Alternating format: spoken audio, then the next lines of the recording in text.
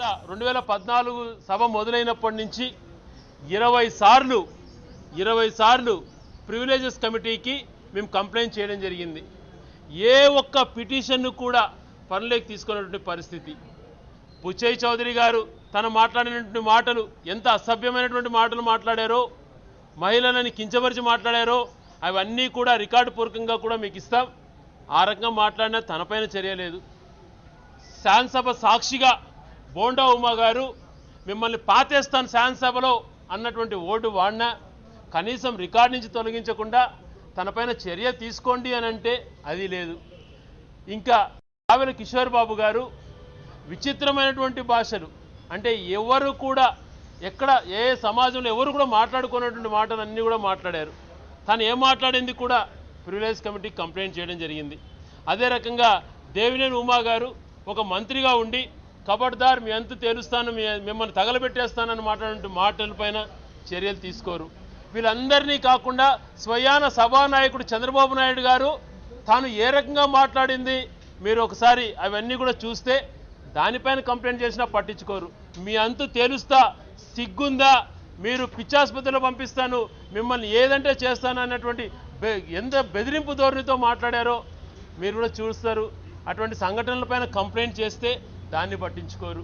అదే రకంగా కామినేని శ్రీనివాస్ గారు సైకోలు అని మాట్లాడే మాటలు, పందులు అని మాట్లాడే మాటలు, ఈ రకంగా అన్పార్లమెంటరీ వర్డ్స్ ప్రతి ఒక్కరు ఎవరెవరైతే వీళ్ళందరూ మాట్లాడారో విత్ ఆల్ ఎవిడెన్సెస్తో సహా 20 సార్లు ప్రివిలేజెస్ కమిటీకి మీకు కంప్లైంట్ చేస్తే కనీసం ఏ ఒక్కదాన్ని కూడా ఎంక్వైరీకి పిలవరు అని అంటే ఎంత నిర్దాక్షిణంగా వ్యవహరిస్తున్నారో, ఎంత స్వార్థంతో వ్యవహరిస్తున్నారో అర్థం చేసుకోవాలి.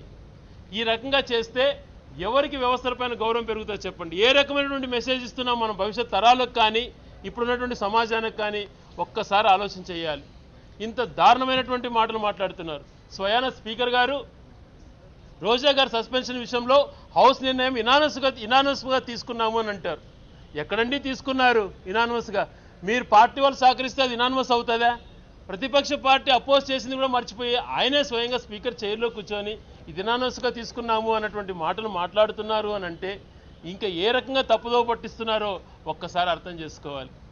నిజంగా మీరు ఒకటే అడుగుతా యనమల రామకృష్ణ గారికి, లెజిస్లేషన్ మినిస్టర్ గారికి, మీకు ఏం మాత్రం చిత్తశుద్ధి ఉన్నా, మీకు ఏదున్నా ఉన్నా కానీ ఒక హుందాగా వ్యవహరించాలని చెప్పేసి మీరు ఉన్నా ఒక సుదీర్ఘమైన బడ్జెట్లో అదేవిధంగా అవిశ్వాస తీర్మానంలో జగన్మోహన్ రెడ్డి గారు మాట్లాడుతూ మీరు హేళన చేస్తూ మాట్లాడతారు, అవలేలుగా మాట్లాడతారు, కామెంట్ చేస్తూ మాట్లాడతారు.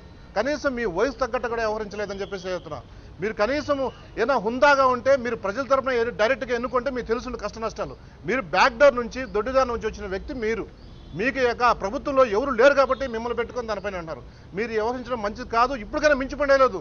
మీరు చేసిన తప్పులు లెంపకాయలు వేసుకొని ఈ రాష్ట్ర ప్రజలకు మళ్ళీ క్షమాపణ చెప్పి కోర్టుకు పోయి ముక్కు 4 రాసి తప్పు అయిపోయిందని చెప్పేసి మీరు రోజా గారిని సాధారణంగా ఆహ్వానించాలని చెప్పేసి జగన్మోహన్ రెడ్డి గారికి మేము క్షమాపణ చెప్పాలని చెప్పేసి ఈ సందర్భంగా మీ ద్వారా మేము కోరుతున్నాము.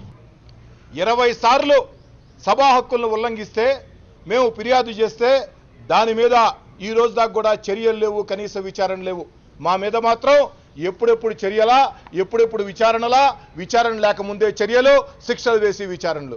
ఈ సందర్భంగా ప్రభుత్వానికి చెప్పేది ఒకటే, ఈ యొక్క రాష్ట్ర హైకోర్టులో మీరు చేసినటువంటి చర్యల్ని తప్పు అని చెప్పని మీకు ఆదేశాలు ఇచ్చి రోజా గారిని అనుమతించమని చెప్పింది. హైకోర్టు ఆదేశాలు తప్పనిపిస్తే, హైకోర్టు ఉత్తర్వుల మీద వేదాలుంటే మళ్ళీ మీరు కోర్టు ఆశ్రయించండి. కోర్టు ఇచ్చిన ఉత్తర్వుల్ని సవాల్ చేస్తూ మళ్ళీ కోర్టు ఆశ్రయించండి. అంతేకాని ప్రజాస్వామిక వ్యవస్థలో కోర్టు ఇచ్చిన ఆదేశాలకి నిండు శాసనసభలో మనం విలువ ఇవ్వకుంటే, నిండు శాసనసభలో కోర్టు ఆదేశాలని మనం బేఖాతరు చేస్తే అది ప్రజాస్వామ్యానికి మంచిది కాదు. ఇది వైఎస్ఆర్ కాంగ్రెస్ పార్టీ, తెలుగుదేశం పార్టీ యొక్క వాదనలు, యొక్క ఆరోపణలు పక్కన పెడదాం. ఒక న్యాయ వ్యవస్థ ఆదేశాలు ఇచ్చిన తర్వాత ఆ యొక్క న్యాయ వ్యవస్థ ఆదేశాలని అసెంబ్లీ ఆవరణలోనే అవహేళన చేస్తే, లెక్కలేదు అంటే, కోర్టులు మాకు లెక్కలేదంటే ఇది ప్రజాస్వామ్యానికి మంచిది కాదు.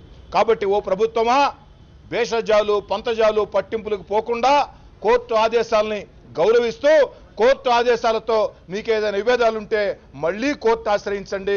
అంతేకాని న్యాయ వ్యవస్థని నిండు శాసనసభ ఆవరణలో అవహేళన చేసిన, అవమానం చేసిన, బేఖాతరు చేసిన, ధిక్కరించిన ముఖ్యమంత్రులుగా, ధిక్కరించిన స్పీకర్లుగా ధిక్కరించిన ప్రభుత్వంగా పేరు తెచ్చుకోవద్దు.